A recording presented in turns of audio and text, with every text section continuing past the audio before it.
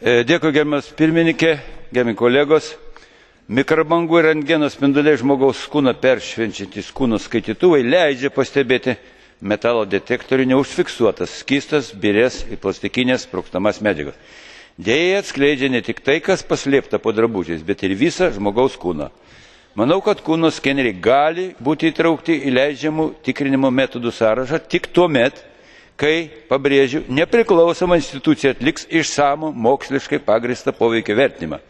Šiame vertinime turi būti atsižvelgiama į tiesioginį ir uždelstą poveikį bei ilgalaikį kaupiamąjį poveikį žmonių sveikatai, pavojų asmens duomenims, asmens orumui ir privatumui.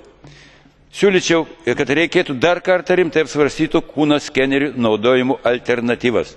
Turi būti naudojamos mažiau invazinės technologijos, kurios būtų visiškai patikimos, nepažeistų pagrindinių teisių ir nekeltų pavojų žmonių sveikatai. Reikia numatyti atskiras taisyklės jautriems arba pažeidžiamiems keleiviams, pavyzdžiui, nešioms moterims, vaikams, neįgaliesiems arba sergantiems ligomis, dėl kurių tokio pobūdžio patikra yra nerekomenduotina. Dėkui už dėmesį.